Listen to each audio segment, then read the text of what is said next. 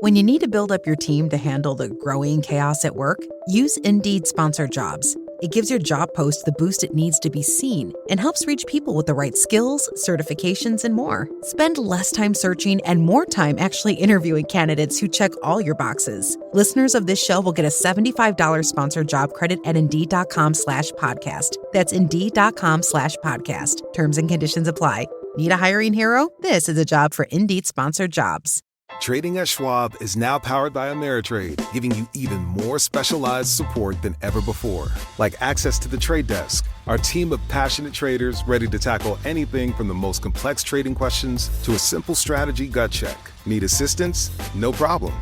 Get 24/7 professional answers and live help, and access support by phone, email, and in-platform chat. That's how Schwab is here for you, to help you trade brilliantly. Learn more at schwab.com/trading.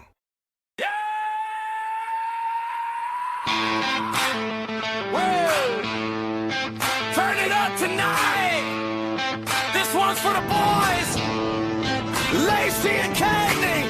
Yeah! The ToosDay Crüe in the house. Oh, wow. Now Jake got the fire, bringing heat to the stage. Got truth in his blood and wisdom with rage. Boots on the ground, never scared of the climb. When Lacey talks grit, yeah, you feel it every time. Steven in the back with the cool king stare. Cagney keep it moving, got the boss man flair. Drink in his hand, but his eyes stay sharp. When he hits that mic, whole room lights up dark. They ain't fake, they ain't soft. They built this thing when the road got rough. From late night laughs to truth that's raw. They keep it real, that's what we love. Hell, raise hell, raise a glass tonight for the kings of ToosDay, bringing that light. Lacey, yeah, loud and free. True damn legends of the ToosDay Crüe family. Raise hell, let the whole town sing. Another trip around for the outlaw kings. Turn it up till the speakers blue. Happy birthday, boys, from the ToosDay Crüe. Back.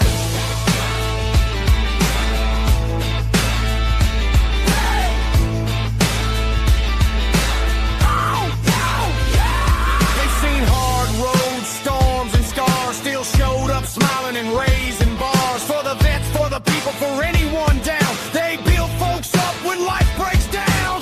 One got thunder, one got class. One drops truth, one kicks ass. But together they're chaos in the best damn way. Every week feels like a holiday. So here's to the nights and the stories told. To the brothers who never sold their souls. Still stand tall, still keeping it true. World needs more men like this damn duo. Tonight for the kings of ToosDay, bringing that light. Lacey, yeah, loud and free. Two damn legends of the ToosDay Crüe family.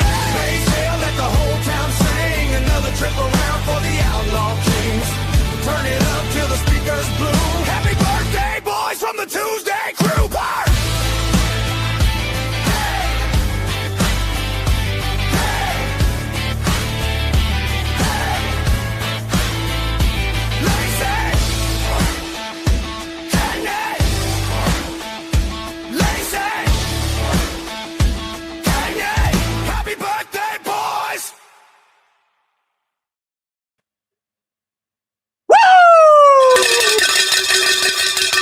Misfit Nation! Tonight, we celebrate big, we celebrate loud, and we celebrate the crew! It's a birthday week. The 16th was Cagney. Today is Lacey. The birthday's in the house. You already know they want to go to bed because they're old. We're bringing full volume energy, high octane laughs, and enough noise to shake the walls. So if you're in the chat, on the stream, or in the room, I need you fired up and ready to make some serious noise for this special night. Steven, Jake, tonight we laugh, gratitude, live life, gratitude, brotherhood, and another lap around the sun the only way we know, louder than ever. Everybody stand up and scream it with me. Happy birthday. Welcome to the ToosDay Crüe. All right. What's up, Steven? Welcome. Happy birthday, sir. Well, happy birthday to you as well. Thank you. We're both old men, I guess. Yeah, we are both old men. We are both old men. How's your week been? Good. You think your Jared Tolstoy can make it through this, episode? Whatever, man. It's all good. It's all good. Hey, how about our boy Tyler Reddick? I'm telling you, he's hot as hell. He is. Surprised the crap out of me. Yeah. That was really some awesome driving the other day, and I got to sit here on my back porch and watch all the haulers head back east. Right here along I-24 the other day, I watched them going out and watched them coming back. So that was pretty impressive. That's pretty cool. Oh, well, hey, we got a good one tonight. Yes, we do. So welcome back, everybody. Yes, the ToosDay Crüe is here. The ToosDay Crüe, where the stories are real, the conversation is raw. Nothing gets sugar-coated. Tonight, we've got a guest who lived one of the most dangerous careers in the military and is still showing that courage. Looks like today. What the courage looks like today, I'm sorry. That's right. Our guest is Hart Holmberg V, a retired United States Marine Corps Master Sergeant with 24 years of service. He started as a light vehicle crewman, and then he deployed to Iraq, then later stepped into a role where one wrong move can be your last. That's right, folks. We're talking about Explosive Ordnance Disposal. Bomb tech life, the kind of work most people can never imagine. Hartvig served with elite units, deployed to Afghanistan, rode with Marines, Expeditionary Units, and spent decades leading Marines on high-pressure environments. Like we always say on this show, sometimes the toughest battle starts after the military. Hart has been open about dealing with multiple TBIs and the journey of learning self-awareness, healing, and finding purpose again. And now he's still serving, teaching, leading, building brotherhood as president of the EOD Motorcycle Club. This is the kind of conversation the crew is built toward. Jake Holland, combat brotherhood, trauma, healing, identity. Let's get into it. So, Hart Holmberg V, welcome to the ToosDay Crüe. Hey, thanks, guys, and happy birthday to you guys right off the bat. Well, thank you. Thank you. We haven't hit 60 yet, but you're knocking.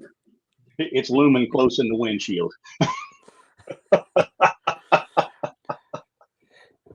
Well, you look good doing it. Froze it back. Remember that. Yes. Well, hey, Hart. First of all, welcome to the show, and we told a little bit about you in the introduction. So why don't you just go ahead and fill in all the blank spots for the Misfit Nation out there, and tell us who you are and how we got here today. Well, I'd probably wouldn't give the same intro y'all did. I always like to downplay what I've done. But so joined the Marine Corps in 97. Went open contract. Didn't know what I wanted, other than be an open infantry guy. I thought a little guy, I don't know, I think I weighed 125 pounds. Thought I could carry a machine gun.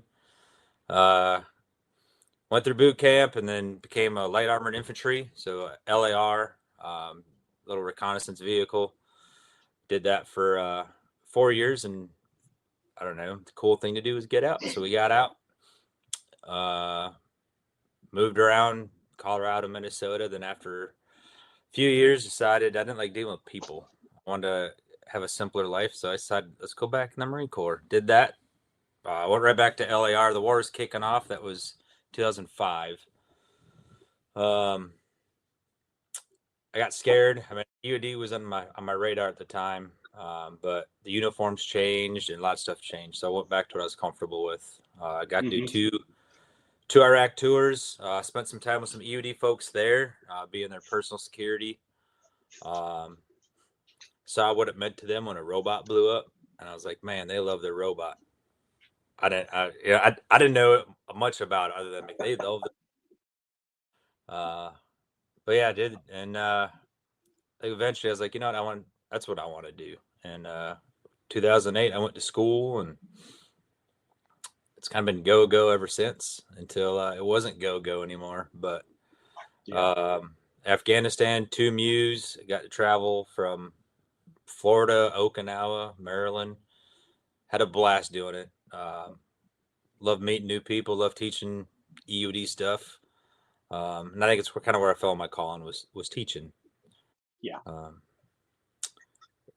Then you watch some movies, it makes you wonder. Like those I can't remember the name of the movie, but it says if you can't teach or if you can't do, you teach. And I was like, oh man, what do I do now? So, well, I'm teaching again. So here I am trying to give back. I understand. Now, are you down there at the schoolhouse or? No, sir. I'm in North Carolina. Okay. Really left where I've been at. Me and some buddies did some contracting work. Kind of started our own little gig, teaching kind of the CBIRF realm, as we're trying to get our foot into. Something that the Marines don't like doing. Who likes doing CBIRF? Nobody. No. So our producer was a CBIRF guy, and yeah, he likes doing CBIRF stuff. But no. it's a small one. I read in your bio you did a tour at CBIRF. Is that? Hang on. The children. Yeah, you did a tour at CBIRF. Is that where you kind of got into the chem bio stuff and just kind of decided that's what you wanted to do, or? Yeah, that was right at school. I didn't do well in school. I was trying the theory of if you fail a test, pass a test, how far you could get, and I made it. But so I had one of the worst GPAs, and it was either that or another base. I think it was Quantico. And one of the instructors pulled me aside and said, "Hey, like you want to go to CBIRF? Things that you'll learn you won't get anywhere else." And no. So I did. Went to CBIRF, and I didn't fall in love with CBIRF, but after that, once you've been there, everybody's like, "Oh, you were at CBIRF. You know CBIRF." Yeah. Now, was that still at Indian Head? Yep. Okay. As far as I know, it's still there. The old golf course building for the old footy duddies. We took that over and made it pretty good. I heard they've added on. I haven't seen it since, but last time I was up there, they were actually in the old EOD school. So yeah, but that's where CBIRF is. Yes, in okay. In there, the EOD section moved across the street to the golf course. Okay, yeah, I know where that's at. Yep, I know where that's at. So you did the Marine Corps EOD thing for a while, and ended up and retired. What are you doing now? Just being a dance dad. nothing too crazy, but that keeps you busy. Part-time, I did some contracting with a company teaching a chem detector. Did that for a couple of years. I'm still doing it if there's a job pops up, but then so we started this thing. So we're doing this as we go as well. To call it Corvus Training Group 5 is what we call it. But we're teaching that right now. The Marines are the kind of one biting on it. And then the club stuff.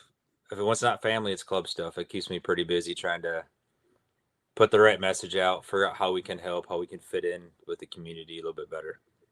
Yeah, and I want to talk a little bit about the club as well. I've been to some of your functions, mostly when y'all put on your spread down at the EOD Memorial, and that's amazing. Yeah, and yeah, that was kind of my first. That was kind of my first introduction to you guys, because it had started up while I was still in, but really, hadn't got rolling quite as good as it is now. But yeah, you guys do a lot of good things. And if I was going through your website and everything, and why don't you just talk about a little bit about what you guys do for the EOD forces in general, as far as the charity work that you guys do, because that stuff's amazing. And I think that's what started with me wanting to give back, because I joined the club in like 2010 as when I first met the club at CBIRF. Mm-hmm. I rode to Florida one year, and I came back and I was like, that's what I want to do. And I want to be a part of that organization, the brotherhood they had, and you could tell they cared. May not showed it on the outside, but they cared. So some of the things we've done for a long time, one of the big ones was we do the family escorts to the memorial when we put members on the wall. So we meet them down at the hotel. We meet the families. We get a police escort, and we lead the families right to the front door of the EOD Memorial, or the schoolhouse. I'm sorry, and we give them our flags that we've flown from the hotel to the schoolhouse. We present them to the family. Then the family goes on and goes inside the schoolhouse and gets their brief, and then they go sit down at their chairs. And then after we park the bikes, we go. We used to hold a flag line. That kind of passed, kind of died. But we're always there in the back. Whether we're escorting people or not, we'll always be there. So this coming year, we'll be riding in as a group. As kind of coined the term on a podcast not long ago, like, we are a rolling memorial. The idea is when people see us as a pack with a patch on our back, that's what we want people to see. We don't need to see nothing else. Don't read any more into that. Like, that's exactly what we are, what we do. So that's kind of like, that's our big one. Other than that, some of the fundraisers that we get to do, we do spaghetti dinner. We call it the biggest balls. I think the meatballs about the size of a softball. We do it in Colonial Beach, Virginia, every year. I think we're going on 13 years now, and people look forward to us coming out, and they save their money up and willing to spend it all that weekend that we do that. We do an event in Erin, Tennessee. We're growing that every year. Just kind of like a get together, kick off our spring riding season. I'm blanking a few of the other ones we do currently, but we try to do about one a quarter. Plus we do like gun raffles, stuff that we can do online where we can't always get to people because EOD is a small community. We can't be everywhere all the time, but how do we get our name out there and maximize support to the community? So we do some stuff online. Try to help raise some charity funds, and all of that money we raise gets spent on giving back to our community. I think last year alone, first time in a while, we actually donated over $10,000 to actual individuals within the community, not just an organization. So that was kind of huge for us. Usually it was right around $5,000 every year, but tried a couple different things, and we got over 10 last year. On top of, we built a bike, gave it to the EOD Warrior Foundation for them to auction off. We've done that a few times. We're just trying to find different ways to give back. Now, quick question: Did Hose Clamp build that bike? He had a hand in it. He used to be one of my soldiers. I hope it was in his good times. Now, I probably shouldn't speak too bad about him. Well, he was a former Marine, so. Yep, sure is. I heard there's some adjusting from some of his stories. There is definitely some adjustment, and there's some adjustment that has to. It's either you make the adjustments yourself, or somebody else will make the adjustments for you. It's one of those deals. But he was a good soldier. He was.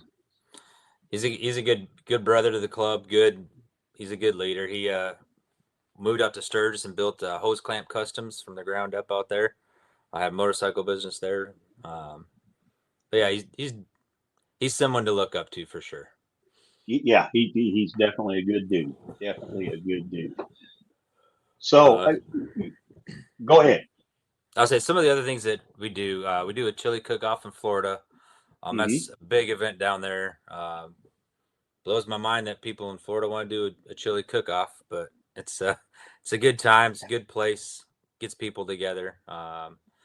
We go to Ohio every year. Been doing that one for a long time too. And it started off it was for David Spicer, and it still is. But all the funds raised were for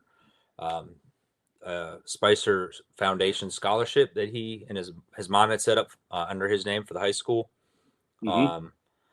She closed that, but we kept it going. We still do events there every year. So, and some of the things we do are not maybe benefit us. Another one would be like Boulder Crest. They do a 100-mile motorcycle ride every year. We go up and help that out. Nothing for us, but that cause is awesome. What they can do and are doing and are working on to keep the first responders and combat vets in the right headspace is awesome. So we believe in that. Yeah, they do amazing work up there. They do. So it's not always just about us. It's about the community and how we do give back. So we do things like that they don't necessarily financially benefit us, but it does benefit the community. All right, one of our great listeners, Nina Barnes. Hart, you spoke of the wall at the EOD Memorial. We had heard of the wall before. Can you explain it to us? I tell you, the wall means a lot to EOD technicians. So it's every year, first Saturday in May. EOD techs from around the world, we say, travel to Eglin Air Force Base, Florida. And we read every tech off of every branch of service that has passed away in the line of duty. Guest speaker, it's a big old hoopla. One of our things is we remember and never forget is we want to always remember the legacy of what came before us. So that's what the memorial is.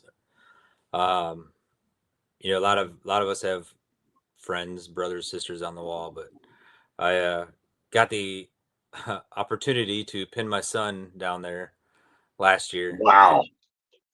The wall took a whole new meaning to me now. So it's I'm tearing up a little bit. Yeah. It's like, man, I was sitting there and his whole class is watching me and he's like, Mr. Hart, we about lost it watching you. And I was like, you guys have no idea what I'm even thinking about.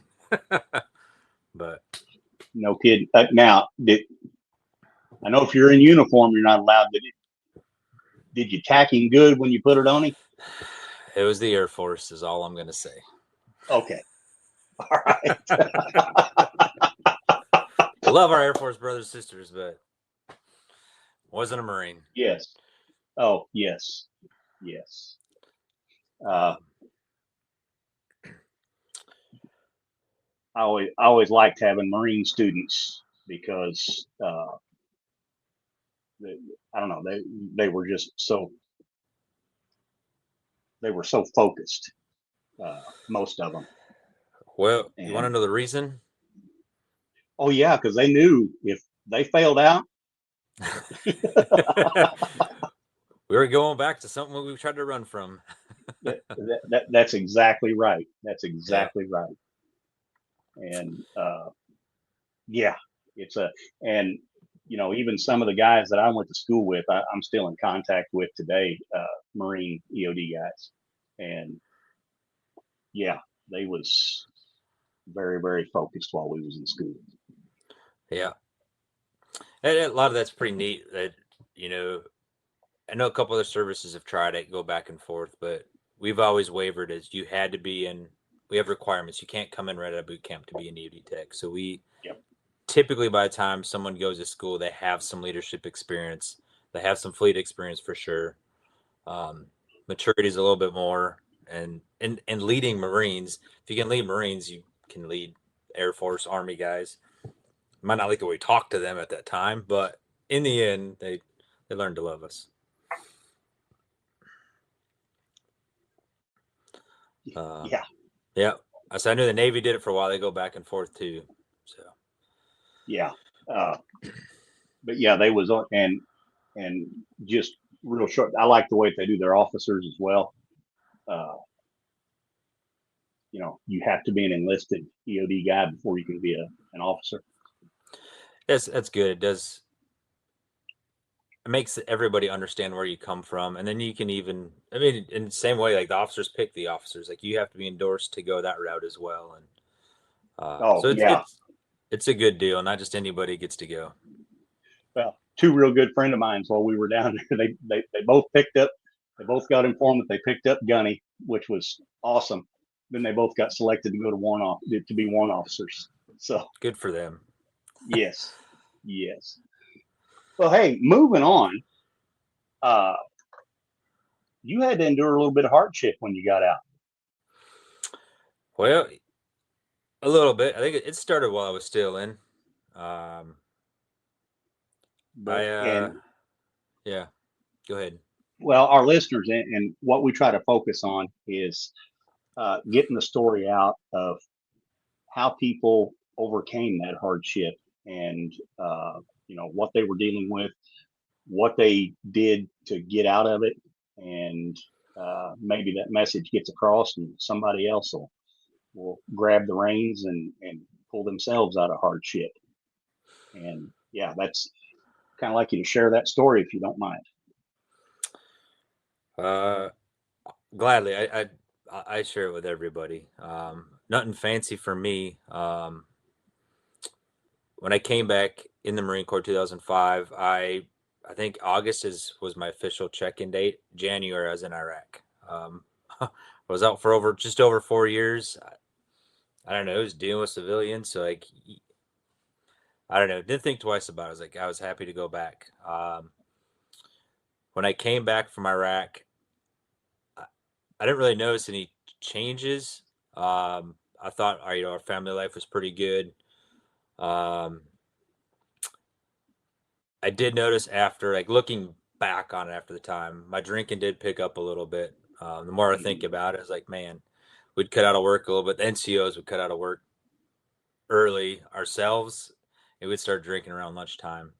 And then we let the boys off later. And you look back on it, I'm like, what were you thinking? I have no idea. That's kind of the norm. Went to Iraq a second time. One of those 2 trips when I came back, I think it was the second one. My grandma, I saw a note my grandma sent my ex-wife, and it was like, hey, I'm sorry about my grandson. That's not the boy that I knew. And kind of stuck with me a little bit. I'm like, what are you talking about? Like, what's wrong with me? So a little self-check there. That, hey, something's not right. Something's changed in me. Talking to, my best friend at the time, he was a civilian. He came out, watched me. He's like, yeah, man, like your second trip, you were different. And I was like, well, that was the easiest trip. I didn't understand it. Moved on, went to EOD School. Started deploying and stuff like that. You start seeing things that it really didn't bother me. I think my first Afghan trip as an EOD tech was 2013. So things kind of started dying down. A couple friends I went to school with went on the wall within 2 years of graduating school. So that was rough. I started getting some headaches. Just to me, I don't know, I thought it was just normal stuff, weird stuff. But it grew into, I ended up going to the Intrepid Spirit. I ended up going there twice. I ended up having, with all the explosions, whether it was monthly demo, things that happened in Iraq, Iraq and Afghanistan. More Afghanistan was recent. I was getting auditory headaches, and to the point where I'd almost pass out. I was in the gym one time, and a dude was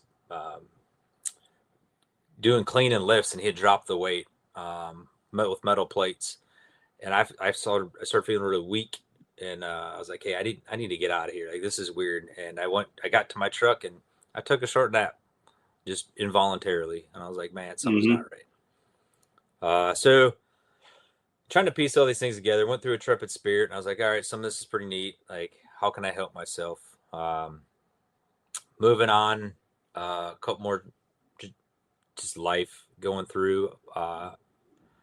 One of the big kickers for me, I did my last year in the Marine Corps, I got to go to a White House tour, which was kind of, a thing that every EOD tech gets to do.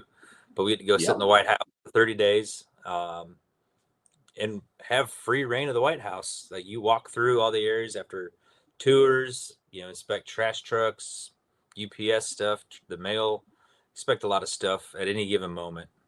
But that messed up my sleep really bad when I got done with that 30 days.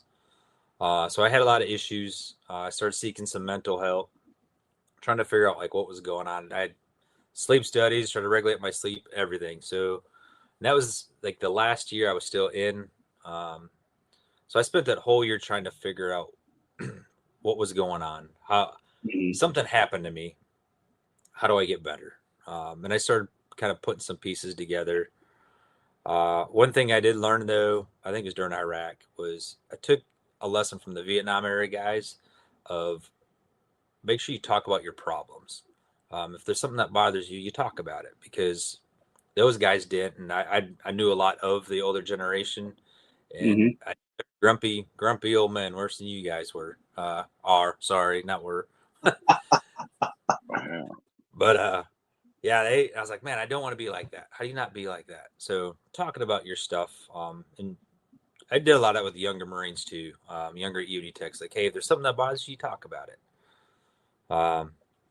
So after I've been out now. So I retired, I think 21, kind of going through life, new marriage.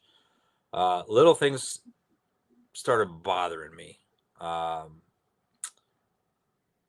Anger issues, kind of one that really stuck with me the most. Like, I thought I went pretty much my whole military career, whether I remembered or not, like not getting very mad, not getting worked up about stuff. Somebody once told me, he's like, I've never seen you mad. And I was like, there's nothing to get mad at. But now I'm outside of the Marine Corps. I'm like, man, I'm getting mad at everything. I'm getting, what was it? My stepdaughter was like, hey, like, that's blue. I was like, no, that's not blue. That's like, I don't know, purple. It was a different shade of blue. I don't remember what it was. But I'm arguing with like an 8-year-old over a color, and I'm getting frustrated by it. Like, okay, something is going on. Like, what? Take a break. So that's when I was like, all right, I need to dive deeper into self-care. I'm a firm believer, and I always have been, that you can cure yourself. Your body's an awesome instrument. And so I've always tried to do it myself. Learn stuff, read stuff. I'm trying to remember the first thing I did, other than like the Intrepid Spirit was awesome. They taught you some practices. But when I was out, I think the first big one I did was I went through Boulder Crest. I went through a PATH program. I didn't go for the right reason. I'll be upfront about that. One of my club brothers was like, hey, I'm going to this, and there's a spot you should go. He's been to a few different things, and I've watched him kind of struggle.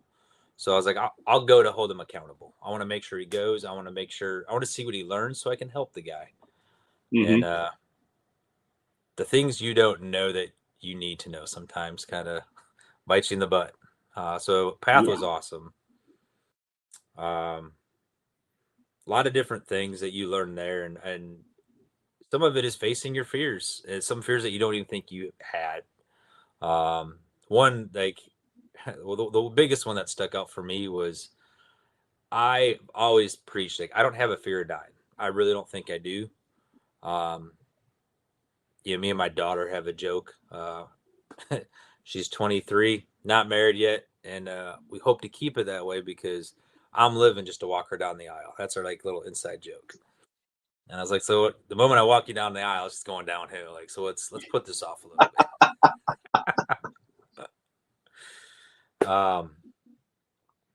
But recognizing things that were wrong with me, So one of the big things, like I was saying, was I watched my grandfather die like 85 or 86, and I just didn't see a life after that. One of the things that you do is like, how do you see yourself in 5 years, 10 years, 15 years? Like set milestones, because it gives you a reason to look forward to something. Yeah. I've always lacked imagination. I really have. And so that was very hard for me to do. And at one point I started bawling. I'm like, I'm making stuff up. I'm lying to you, and I don't like lying. So that was kind of a realization for me. It was like, when we struggle for things, or you say depressed, you're down, like, why am I here? Like, start, having questions like, what are you living for? What's your purpose? What do you have to look forward to? And sometimes, not for everybody, but that is something for me that keeps me going. Yeah. And like everybody, I'm from Minnesota, annual fall hunting trip. That was a big thing. Like everybody looked forward to deer season opening up. Mm-hmm. So, so for me, that did help a lot. Pulled a couple of things out of there. The labyrinth, when they walked through a labyrinth, I think was huge, like very internal. What that can do to a person was awesome. And then, so got through that, learned some good practices. And then another thing that was pretty neat, I got to go do was, I got to go do a Track Heroes event. That's put on by an Air Force EOD tech. Mm-hmm. And the EOD Warrior Foundation sponsored this event. And it was really neat. There's 8 of us. And out of the 8, 3 of us have been through Boulder Crest before. So the reason I'm just bringing that up, because before we started actual driving, so Track Heroes is we got to go down to the BMW race center down in Spartanburg, South Carolina, and go BMWs for a day. Nice. Who gets to do that? Not me. But you could. And so it's pretty much learning that our brains do really well. And he's gonna get mad at me because I'm probably gonna misspeak on this. But what I took from our brains do very well under stress. Think of your times the EOD tech or stressful situations. When you're trained in that way, like, it's just all second nature. Things just go. Kind of the same in a race car. Like, things are going fast. You got speed. You got to turn left. You got to turn right. Unless you're, some guys get to turn left all the time. Good for them. Hey, they run a couple road courses a year. Come on. If they choose to. No offense, Garrett. I love you, buddy. So got to do that. And so before we did that, they did a brain scan on us. They got to see how our brain just operates. Before, and then Saturday we did our thing, went to bed Saturday, and then woke up. So our brain kind of powered down, started back up. And then they took another brain scan, and all 8 of us had a difference. You could see a difference from Friday, pretty much they call it Friday to Sunday. There was a clear difference on how much that affected our brains and gave us something to look forward to, and worked our brain and reconnected some neurons and got blood flowing where it wasn't or where it needed to be. It was really neat. Still don't have a quite full understanding on it. I'm still digging into that. But that's something that they are trying to work on and show. And every racer that races knows they always feel better after they race. Well, it's the adrenaline rush, probably. Yeah, some of the adrenaline rush. And then when you're depressed, though, like, you're like, man, I'm down. Something you do is just run that lap again. And that's something that, we talked about doing, is like, hey, just run some mental laps that night before you go to bed. Kind of get yourself feeling, remembering everything that felt. Kind of no difference than thinking about, some fun times you had, but it gives you a focus, because you're thinking about how fast you're going, the speed, like slamming on your brakes at the right moment to be able to make that left-hand turn at 60 miles an hour. Like, it is pretty neat. I'm just kind of leaning into it at 60, because that's how I go down with 80 all the time. They cut lanes, kind of lean a little bit. Yeah, you can. Down. That's Jersey style. I don't know. But then again, I'm also a grouchy fat guy. So I just kind of shove myself into it. Just move the car with your weight. Exactly. Okay, we're going this way. There's no slowing down now. I used to take my brother. My brother was in the Navy. I had to go down to Earl to the base, and I'd come back with his pickup truck, and I would take what's called the Pulaski Skyway. The turnoff for Jersey City was pretty much not a turn. It was just like a little sheer to the left. And we used to practice seeing who can go the fastest and not tip the car over getting off the highway. Because you're just barreling down, all of a sudden you jerk to the left and you're going down the ramp. And that's how we do things. There's no thought about it. There's no braking. It's just go. Full send. Yeah. Full send. I just think it's neat that, you know, because I was reading and that they actually, that there's science behind it, that they're not just putting you out there, hey, let's go do something fun and drive race cars. They're actually, there's some science behind it, and you know, they're scanning you, and it's like, okay, you do something exciting and stressful, this is what good it does for you. And I think that's that. I had no idea that they did that. I just thought it was going down there and running around a racetrack. Yeah, they got a independent study to look at it. So we were like the test dummies. We wore heart monitors while we did it. And the whole thing is to actually give the scientific facts of this is what it does to somebody, racing cars. Because people do it. There's a ton of organizations from motorcycle, like that they take vets out for motorcycles, dirt track, road course cars. I'm sure there's some drag guys. I haven't ran into any, but they all understand this. And I got a feeling of it riding my motorcycle. You know, Harley guys, bike guys, I'd say crotch rocket guys can't really sit in their bike for more than 5 hours with their back hurting, but everybody has a spot when they're riding. They're like, man, like I feel good. And I never had a, but there's a time you're just like, all right, things are just natural. They're flowing. Was getting ready for Track Heroes and was talking to the psychologist, and she's like, it's called the flow state. And I was like, it's a something. Yeah. And, but that's exactly what it is. It's the state where you're in, and things just, your body knows what to do, how to do it. And it's just, you don't think about it.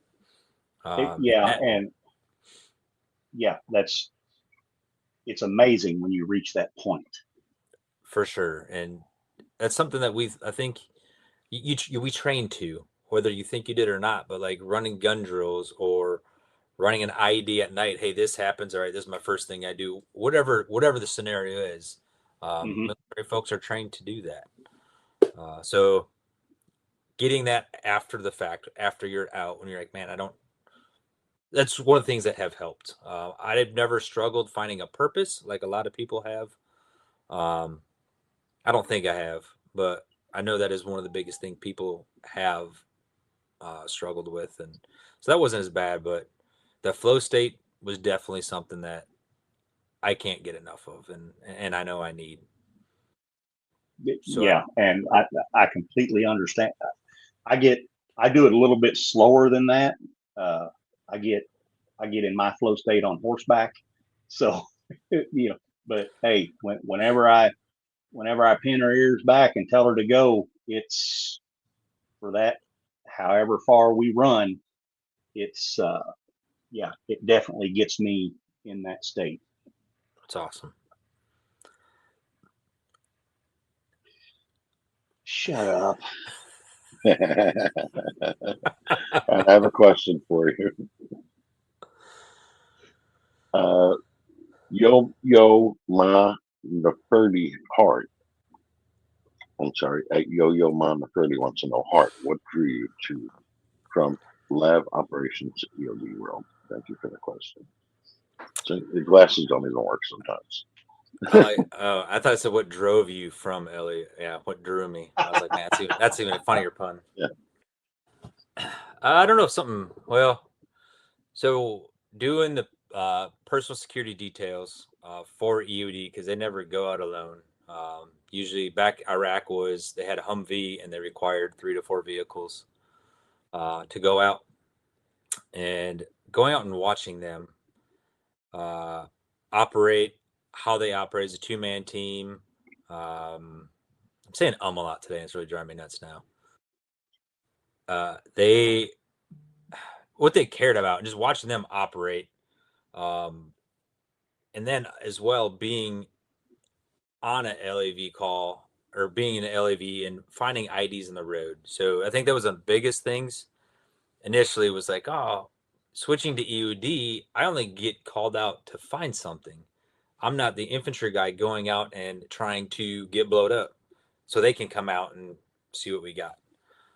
So common sense to me was like, yeah, just why don't you just get called out when you get called out? I did say we stayed on a cracked white phosphorus rounds for like 8 to 10 hours one time. And then the EOD showed up during the day, call it day 1. They said, yeah, just call us when it stops fizzing anymore. And we stayed there all night and watched this silly little round. So I think those 2 things are kind of like my biggest ones. Watching the robot pass. I was really just hanging out with EOD guys eventually. Came to, okay, that's what I do want to do. I hope that answers your question.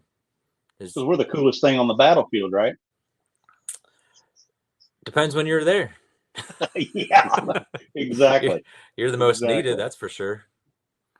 Yes. I'm going to throw another one at you now. Uh-oh.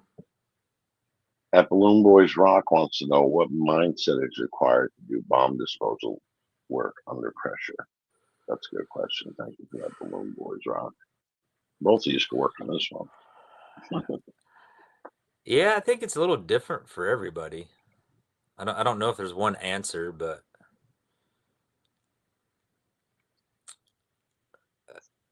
part of it's sense of service. You do worry about obviously worry about something that goes wrong, but at the same time, like, you know what your mission is. Like right out of school, like you get taught your mission. Mission is to save lives and protect property. And as long as you can keep to that, and that's something that you work and strive for, and not blowing up the roads, not bipping everything. I mean, there's people for that, but that's not what a true EOD expert, in my opinion, is. But there's a time for it, but you don't need to blow up a schoolhouse if you don't have to. No. Not a schoolhouse. Not a schoolhouse. A hut maybe, but not a schoolhouse. Yeah. Sometimes that hut might be a schoolhouse, but anyway. Yeah, I don't know if there's a good answer for that question. I apologize. Okay. Oh, no, it's... Now, Sloppy Girl 2 wants to know, how did multiple TBIs affect your life after service? Thank you for that question, Sloppy Girl 2.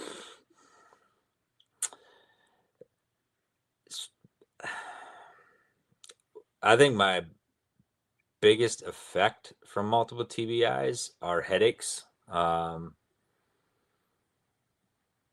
They're manageable. I get Botox I was trying to get off of Botox, so I was doing it every 4 months. But I'm back to every 3 months, and I take another shot. I think that's my biggest effect from the multiple TBIs at the moment. Some days I get like really bad migraines. I haven't had one in a while, but that puts you down. You have to close the blinds, turn the lights off, and you waste your day in bed. But I don't, knock on wood, maybe once a year I've been able to manage that. That's the biggest thing. That's good. There for a while, I was getting probably about 3 a month, and it's terrible. Yeah, because you never know. And sometimes once you get to know them, about an hour before it really hits you, you can tell, and you can get somewhere and, get laid down. But yeah, if you can't do that, they'll just hit you and creep up on you anywhere. Yeah. You worry about so one of the things I did with all this, try self-healing, is like look into the what's next. Like, if the headaches, I instantly jumped right to the Alzheimer's type stuff. How do I prevent that? Something I kind of dove down the rabbit hole a little bit. I'm going to, at the moment, just chalk it up to I still got a few more years before I hit there. And if it happens, it happens. But you can't prevent everything. You try to push as long as you can, but yeah, that's about it. Yeah. Now, in your bio, it mentioned Warrior Path. That you do a little work with them or have been through them. So that was the Boulder Crest Path program. Oh, okay. The Okay. Warrior Path, but Yeah, I didn't know if that's exactly what they called that, but okay. Yeah, and matter of fact, we got another question on that. Nina Barnes wants to know, you have mentioned going to Boulder Cast a few times. What is it? Well, Boulder Crest is one of them, but there are a few different retreats. Many people have different reasons of going, but it's pretty much a week all inclusive of you. As long as you do it right, as long as you're honest with yourself, you're honest with your peers. But it's you and usually up to like 8 people of looking at your life. And some people have heard this before. A lot of traumas, and I know it's been said on your show. I've listened to a few of other people say it. A lot of traumas aren't from the military. They come prior to. Most of them are as a child that you just don't realize you had, whatever it is. So there's a lot of that. Some of that comes out. A lot of different reasons people have. But so Boulder Crest is a 1 week all-inclusive place, and you go and you work on yourself. You have path guides that have been trained, but they've been through the program, so it's not any clinical related stuff. It's people that have put in the work. Everything from somebody who is ready to commit suicide, and this was their last ditch effort, and now they're leading people through this, helping guide through emotions, to help make you and show you that you are a better person and how to get there. So one of the things they just teach different practices. They get away from tools in the toolbox, but like just how do you deal with something? If you practice something, it becomes a habit. And that's one of the biggest things. One of the things I took away, it's not one of the biggest things, but one of the things you take away is meditation. Meditation is good for a lot of people. Some people enjoy just sitting next to a creek and just close your eyes and listen to the rippling of the water. Like that's good enough for some people. Riding motorcycles is good enough for some people. So finding different things to help you through life, to get past that trauma. We call it post-traumatic growth. So that's kind of where I'm at, is just making sure I grow, not staying stagnant, not woe is me, this is what happened to me, but I want to grow. I want to show others like, hey, I once was someone who's afraid of large crowds, and here I am planning a Disney trip for a week. Like, a little stressful, don't get me wrong, but like, I know I can do it. I'm not going to freak out, and because I've done the work, I've gotten to the point. But you're a girl dad. You got to do that, right? Yeah. I love my son, but man, I always wondered. Yeah. Yes. He'll get mad at me for that one. I've got a few daughters and a granddaughter myself, and got sons as well. But there's something about them little girls. You can kind of take a son and kick them out and say, go. But you got to pay them girls some attention. I just hope it's not obvious to the youngest one I got. We don't need her to catch on to that yet.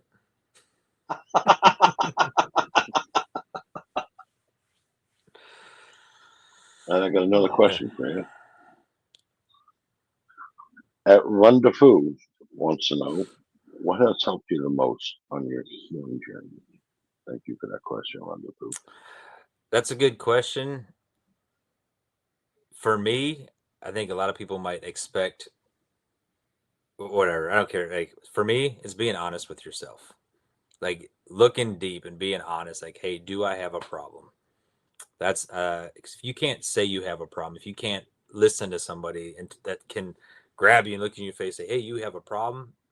If you don't ever accept that, you're never going to want to seek help. You're never going to think anything's wrong, and nothing's wrong, right? Like it's something we say, oh, something's wrong with you. Like, well, you've been made. One of the things is you've been made who you are. You've been trained who you are. And here's, I don't know if it's the right word, but kind of the fallout after the fact when you're not doing what you're trained to do, you have to learn you have to be retrained to be what you are now. So I think being honest with yourself, and realizing that something's just not right, something's not working, and try to fix it. For sure. Okay. Yeah, I mean, there's always room for self-improvement. And that's one of the things at Boulder Crest they talk about is like, just always want to learn, seek to understand whatever it is. Seek to understand AI. AI is the future. Seek to understand why the grass is green if you don't understand it. But like, just go on that extra step and like, because that gets your brain flow going and makes you want to learn some stuff. Yes, it does. Okay, I got another one for you because I just love my listeners. They have questions all night long. Yes, hamsters are not rats wants to know, what does brotherhood through the EOD motorcycle club mean to you? Thank you for that question. Hamsters are not rats. That's a good question. I think it's, for me, it is definitely another family. It's not just brotherhood. It's definitely a family. Someone you can turn to if you're having a bad day. So in my growth, they talk about, you need to have a circle of, they say 3 to 5 people that you can call, you can talk to, you can trust. I have my whole club. I could call any of them, and not just because I'm the president. I'm going to tote that because it's still kind of fresh. But like, any brother calls any brother, like they'll pick the phone up. Like, hey, what's going on? I go, you need help? How can I help you? Do I need to leave right now? We're all prepared to do that. Like we understand we are brother's keeper. Bringing that from the EOD field to the motorcycle club, there's not a lot different.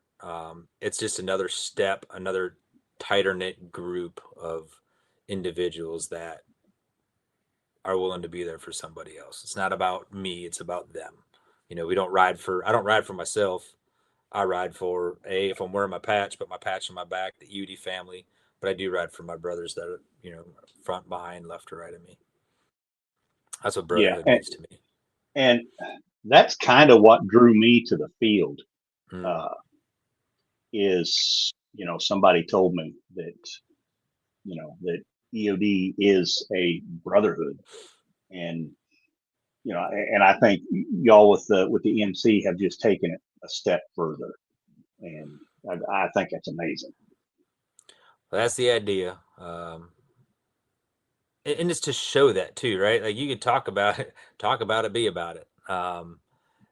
Yes. For sure. And walk that walk. And one thing I've learned, talking to different people, is they haven't seen what we do, and they're not wrong. It's like, man, we don't EOD. I think EOD as a whole, we don't always brag about what we do. No, we're not serious. I'm watching my mouth in case someone's listening, because I have to see them tomorrow. I just had to throw that out there. Everybody's got stories. I just don't like telling my stories. I forgot what I was talking about now. But yeah, the whole family thing. And so people didn't know what the club did. And I love it when people are like, hey, so like you ask, like, what events do you do? What things do you do to give back to the community? It's just something people don't know, and we never bragged about. We never posted on social media, and we're honestly more of a, argumentative. I'll argue with a few people on this. We're more of a 501c3 charity because that's what we do. We raise funds for charity to give back to our community. It just happened to be bikers doing it. We have, Okay. our brotherhood. We have the motorcycle culture that we hang out in. So it's not just, we're not just wild hogs. We are an MC. We are a traditional motorcycle club. But we balance that. I think we balance that very well of being able to do both of those. Yes. Yeah. And I know that y'all do a lot of great things. And I know members of the community are really, really thankful for that. I'm just trying to do better every day. Trying to beat certain organizations into giving money out. That's what I'm trying to do. I understand. I understand. And that's the hardest part sometimes. All right, we got another one here for you. Oh, wrong one. Get out of there.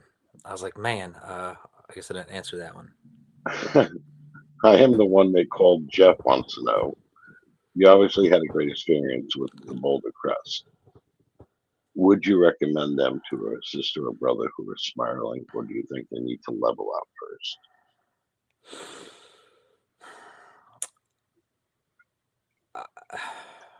I'd tell everybody they would benefit from going. Trying to think, like the crew I was with, everybody had something different going on. I didn't even think I had anything going on. I just say I want to be accountable for somebody. There's different stages in everybody's lives, and I don't think you can hurt from not trying to go. One of the things they do make sure is like you bring your medicine, but that's it. You can take your pills, but there's no drinking, no drugs. Like if you're going for a week to give yourself an honest shot. So and they're not the only one. There's a few others that they work with. They're all on the same page that do the post-traumatic growth. But if that person's willing to give it a shot, I say go, send it. And after this, if anybody has questions, definitely feel free to reach out, and if I can help in any way, our organization can help. We work really close with After the Long Walk.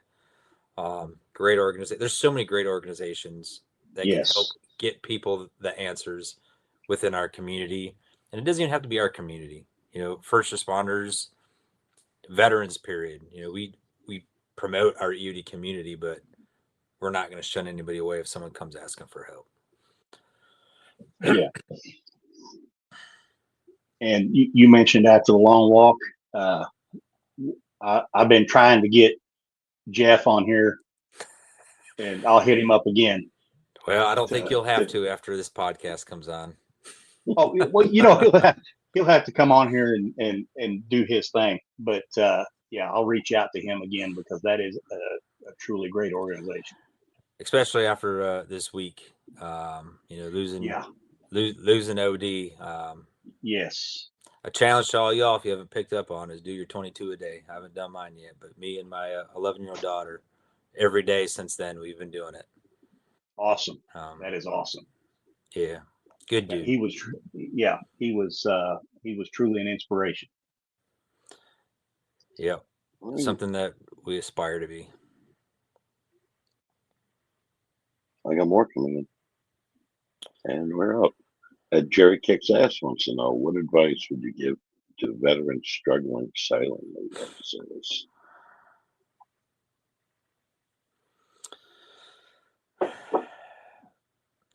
I think one of the first things I told a lot of people is find something to do, but somebody to talk to within that. Whether VFW numbers seem to be declining. That's my go-to. Go talk to some old people to find out, or just even listen. You don't have to talk, but there's other people that have some of the same things that you're feeling.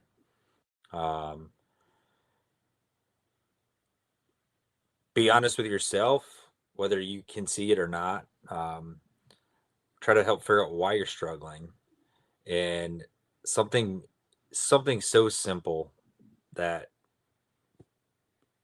I think, so my class of 8, after we went through Boulder Crest, one thing that we all picked up on was service after the fact, giving back. What does that mean? And finding something that you can give that, because while you're in the service, like that was your thing, like that was your world. That's what you gave your life to. Find somewhere to volunteer. Start, like, that's something easy to do. That's not about you. And hopefully you can find something. Like, if you don't like dogs, don't go to a dog shelter and offer to wash dogs. But something like that, though, like, step outside your comfort zone and push yourself to find something to give back on, because giving to somebody or for another cause makes us feel better. Just as a human nature. And hopefully, you know, I think we all have our things. Some things I struggle with. Well, TBI makes me cry. Maybe I should have added that. Like, I tear up very easily now. I have emotions, which I didn't have for a while. You kind of get numb to things. Like, oh, so-and-so died. I'm like, man, that sucks. Like, but now just be able to take the time and feel again is something that's kind of new. And some of that giving back makes you feel that. Like, you feel something different. Like, ooh, I don't like that, but it's actually good for you. Yes, indeed it is. Yes, indeed. So, if any of our listeners tonight want to reach out to you and ask you some questions or pick your brain on anything, how do we get in touch with you? Well, easy thing. The EOD Motorcycle Club.com. That's our website. Me personally is simple email, president@EODMC. Yeah, those are probably two easy things. I think I have a Facebook we created it's called Nat Prez is the title of it, but that's just more for just to pass information.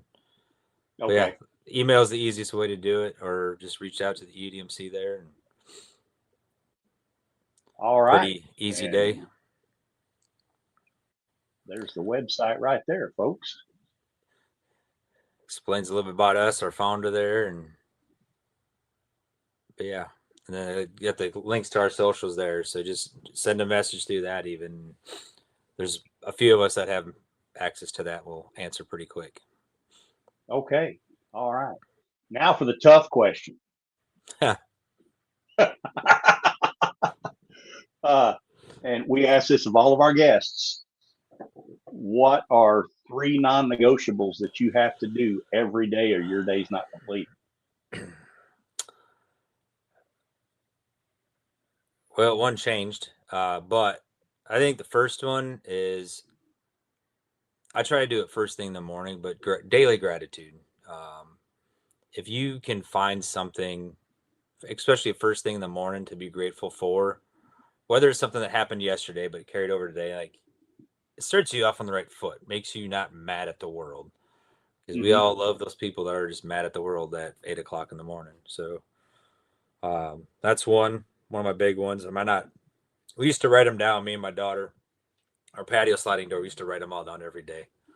But we've kind of moved on from that. New one now is 22 a day for OD. Well, 23. That's one every day. Say we've been knocking out. I used to make fun of him. He's like, let's do push-ups. Like, you're nuts. Like, here I am. Yes. Man. And the third one I think is do something. I know we all have days that we may not feel good, or you have a migraine. But for me, do something that accomplishes something. A simple thing that I've done since retiring is I cut some grass and talked to a lot of people, and you got weeds, could be, a foot high, could be 6 inches high. But after you cut it, it looks better. And no matter how big your yard is, for me, like, it's a sense of accomplishment. Something just that simple made me feel accomplished for that day. If that's all I got done today, you know what? I did something today I took a step. So pretty basic, nothing crazy. Well, hey, that's 3 good things. That is 3 very good things. Well, Hart, we would like to thank you for being on here tonight. Thanks for Very having me. informative. Thank you for sharing your journey. That's the big thing that we try to get out here on the Misfit Nation is that folks out there, you're not alone. There are people who have been through the same things that you're going through and have found help. And on that note, if you're out there and you're feeling the darkness, get on that telephone. Get on it, dial 988, take option 1 if you're a veteran. There are folks on the other end of that line that will help you. And if you don't want to do that, call us up. Hit us up at Stephen@themisfitnation.com, Jake@themisfitnation.com, or info@themisfitnation.com. Drop your number in there and we will get back to you. We will talk to you because tomorrow will not be as beautiful of a day if you're not in it. Facts. Amen. I personally, I want to congratulate Jake. He spent an hour and 10 minutes chatting here, and not once did he bring up Crayola crayons to you, being a Marine. No, but you did. You made a point to do it. I had to, because Jake didn't do it for an hour and 10 minutes, and it's usually his first question. And don't forget to check us out on Reach Across America. It's Saturday at 5 p.m. Eastern. All right. Hey, thank you for being here. It was a great chat. yes, it was. Thank you. Thanks for Thank you, speaking. Hart. Hang out for a minute after we close out. And Misfit Nation, we'll see you next Tuesday. Jake, happy love you. birthday again. happy birthday to you, Stephen. Thank you, bud.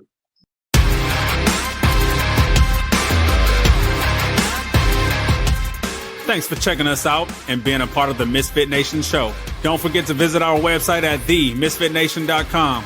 That's themisfitnation.com. Check out all our past episodes and get some of the great Misfit Nation gear for you and your family. As always, be humble, stay hungry, and keep hustling because we are Misfit Nation. Misfit Nation.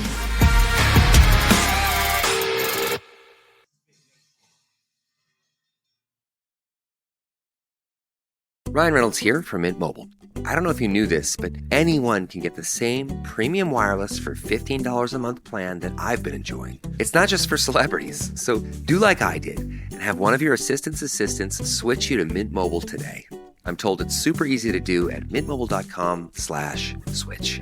Upfront payment of $45 for 3-month plan, equivalent to $15 per month required. Intro rate first 3 months only, then full price plan options available. Taxes and fees extra. See full terms at mintmobile.com.